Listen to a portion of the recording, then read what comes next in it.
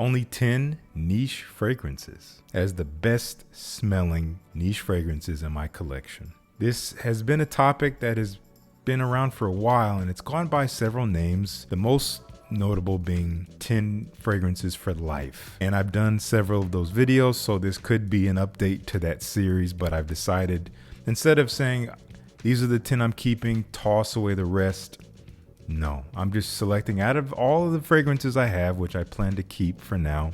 These are the 10 best smelling ones to me. Now, what makes them the best smelling? There's a very simple criteria. These fragrances completely captivate me every time I wear them from start to finish on my skin. From the time I spray them on to their deepest dry down, I am in awe of them. I never regret spraying them on. You ever have a fragrance you spray on for the day and, it was a good idea. You knew that you wanted to smell it, but you're like, you know what? I actually didn't want to wear this. I didn't want to commit to this for the whole day, but obviously you have to just go with it.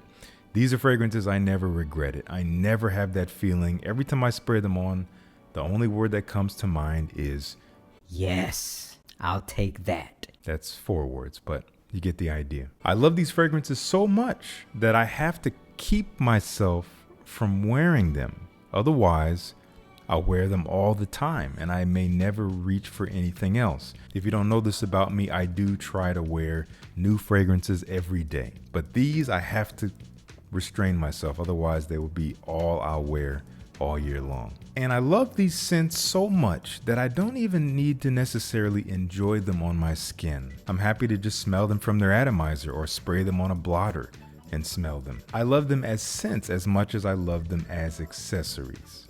Hope that makes sense. So, with all that out the way, let's get right into it. Like I said, I have 10 fragrances here, and those of you who have been watching my channel for a length of time, whether it's been a year, whether it's been 6 months, whether it's been 3 years, whatever it may be, I know there's some fragrances that you would expect to see here, and you're going to see them. And I decided to put those first. I've ordered the list, not in terms of necessarily my favorite, but more so in order of most expected to least expected. The ones at the front are going to be ones you guys know you're going to see, and the ones at the back are ones that maybe are lesser talked about from me, but they're still some of my absolute favorites. Obvious one coming from Roja Parfums, probably my favorite from the brand still to this day, and this is Oligarch. Now, as I've said before, this fragrance is currently unavailable. You cannot purchase it from Roja's website. I've heard rumors that it's coming back. It might even possibly be rebranded or renamed, but this is a lovely scent DNA that I highly recommend anyone remotely interested in high quality perfumery smell. It is a perfect combination of appealing but interesting elements. It is citrusy, it is fruity, it's woody, it's spicy, it's kind of herbaceous. A lot going on here. Fruity, sweet apple, has a bit of a medicinal green feel that makes it fresh.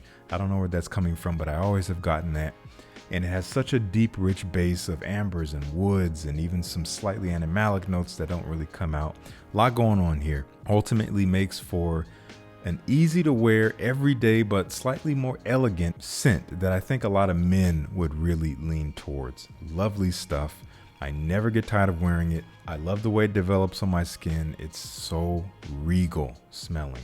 So hopefully this comes back. Hopefully you can give it a try. My original love for it came through the Eau de Parfum concentration, which will definitely never come back. They did release a Parfum, which is this one here, before they discontinued it. So if it does come back, it'll probably be in the Parfum orientation. That's Oligarch. Another obvious one, we have Ganymede from Marc-Antoine Barrois. I always feel weird saying that. I feel like I'm trying to be authentic. Hopefully it comes across, but I don't speak French. Man, this is a love it or hate it scent.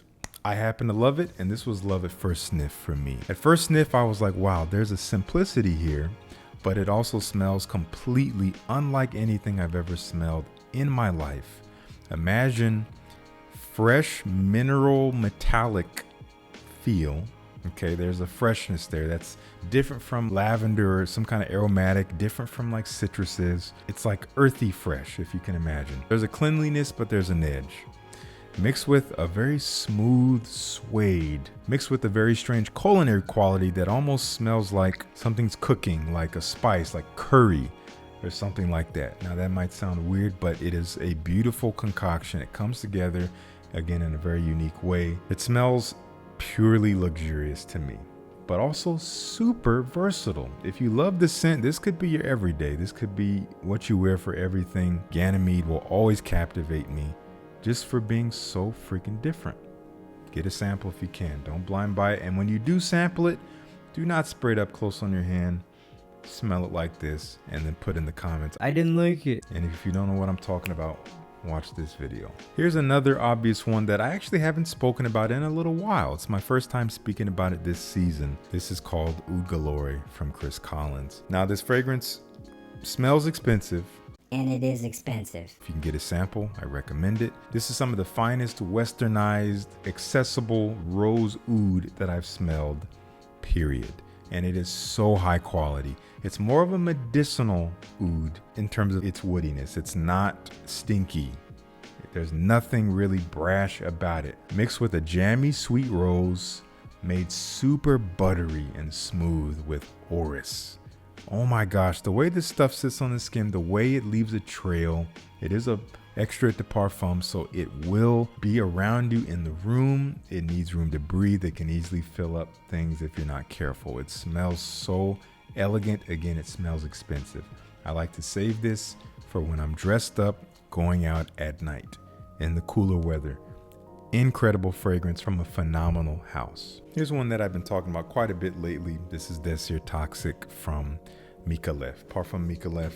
And gosh, this stuff, again, it's so sexy to me. This stuff allures me just when I smell it. Yet again, I can just spray it or I can smell it from here and it gets me. There's something about this stuff that makes my mouth water, that activates my senses. It is just something truly special while being pretty accessible, almost leaning mass appealing, but not quite. There is an edge here. I did recently feature this in a video comparing it to Parfum de Marly Layton. I call it Layton's sexy cousin. It's similar, there's some similar constituents, but ultimately it's a different personality.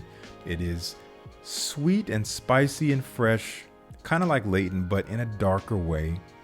Black currant brings a slightly bitter, but still sweet and juicy fruitiness, along with some cannabis leaf that adds a slight touch of this sour, earthy herbal quality that is very slight but adds the edge here. You do have kind of a warmer base to it with some oak moss and maybe an ambery touch, like a resinous touch. Ultimately sexy stuff. I wear this going out. I wear this when I want to be alluring. When I wear it, I be alluring. That's what I like to say. This doesn't make me alluring all by itself. Fragrance does not define you. It is not what a fragrance can do for you. It's what you do with your fragrance, and this helps me be alluring, if that's what I want to do. That's DesirToxic. Coming from Maison Francis Kirkjohn, again, we're running through the more obvious ones I've talked about a lot. Gentle Fluidity Silver, definitely one of my favorites from the brand. Definitely one of the most easy to wear fragrances I think they make. This stuff is more on the fresher side of things, but it has depth, but also simplicity, quite a balance.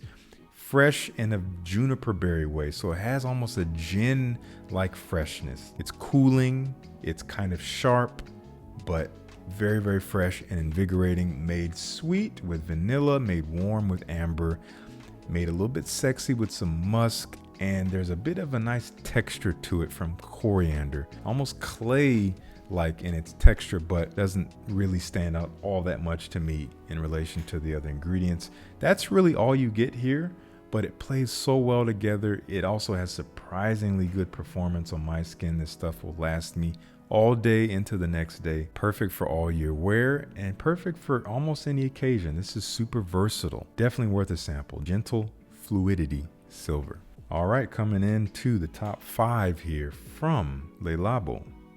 My first true love from the house, one that's hard to get unless it's the month of September, or unless you happen to live in or be visiting Miami, Florida.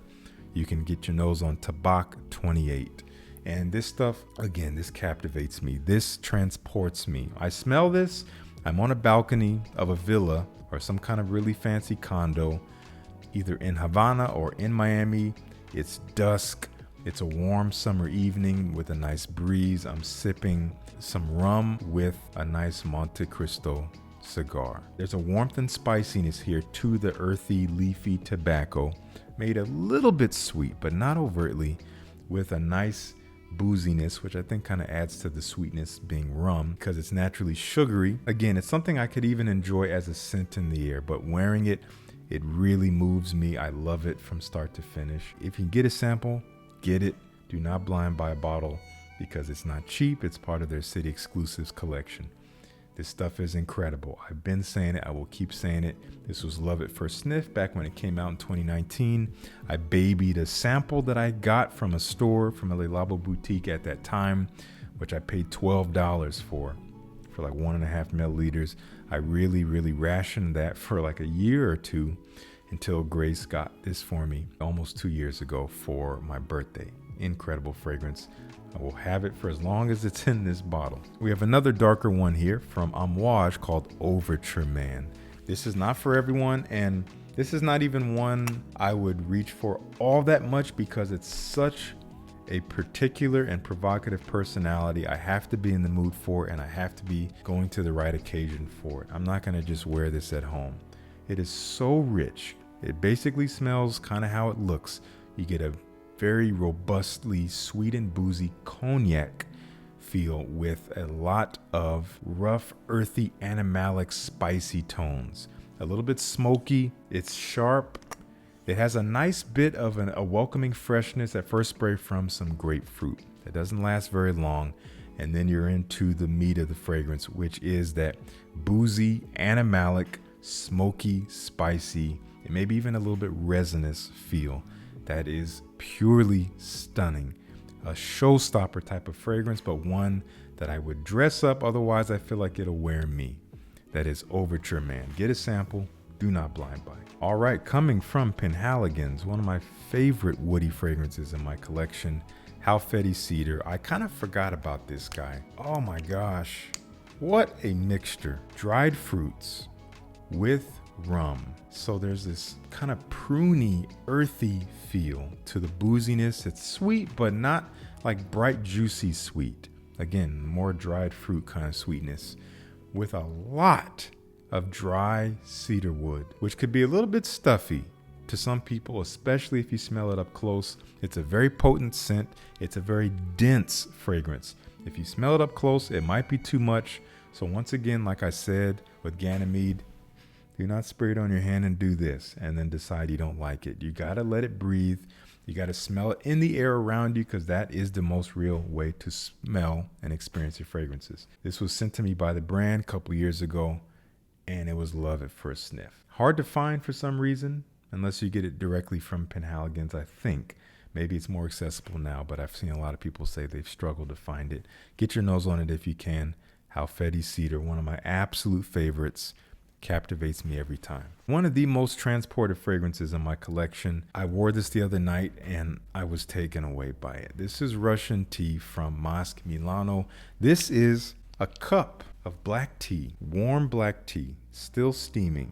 So you get a smokiness from it, but more like an incensey type of smokiness because there's also a lot of mint in here. Mint adds this kind of cooling freshness to the smokiness that almost makes it a cooling incense feel, but it doesn't smell like incense. It's more of mint with this slight wispy texture to it. Made a little sweet, quite sweet actually, with like a honeyed raspberry feel. I picture that in front of me when I smell this stuff. I picture myself in a cafe by a window with the snow falling and I'm cozy and warm, enjoying my tea. Incredible fragrance. My first love from the house. And so far, still my favorite. And what is number one? Again, this isn't necessarily the best one, but it is one of my favorites. It is one of the more unique fragrances I've smelled, period. I think it's kind of a masterpiece. It is a little polarizing. Not everyone's going to love it, but you're talking to a guy who has loved this fragrance ever since I got a little sample 5 years ago. Went through that. Had wanted to get a bottle, but waited forever and ever and ever and ever and ever and finally got one. This is Straight to Heaven from Killian. An unusual pick. You don't see people calling this their favorite from the house. This is my favorite fragrance from Kilian. And that makes me a little weird, but I don't mind because I love what I love, and I love that this is different. This is unusual, earthy, very damp and earthy smelling from a lot of patchouli mixed with dried fruits and rum. So it has similar constituents to Halfeti cedar, but does not smell like Halfeti cedar at all. It also has cedar wood in it, if I'm not mistaken. So you have some elements that really overlap, but somehow it's a completely different personality. I don't get any dampness from Halfeti cedar, and I think the booziness is a little bit more pronounced here. And also the Halfeti cedar that gives it a different personality. So add a really unique quality mixing with the patchouli. This stuff, it's elegant. It's different though. It's so different that it's hard for me to really pin it to a particular occasion. I would wear it anywhere. I would wear it casually. I would dress it up. I could wear it on a summer night just as much as I'd wear it on a winter day. It's been around for at least 15 years. The mainstream version of this, if you want to see that, let me know down in the comments, and let me know if you've tried any of these fragrances and if you enjoy them, or if you don't, that's fine. And if you haven't tried them, there's going to be links down in the description where you can hopefully get some samples and see what you think and see if anything resonates with you. Tuning in. Peace. I'll see you in the next one.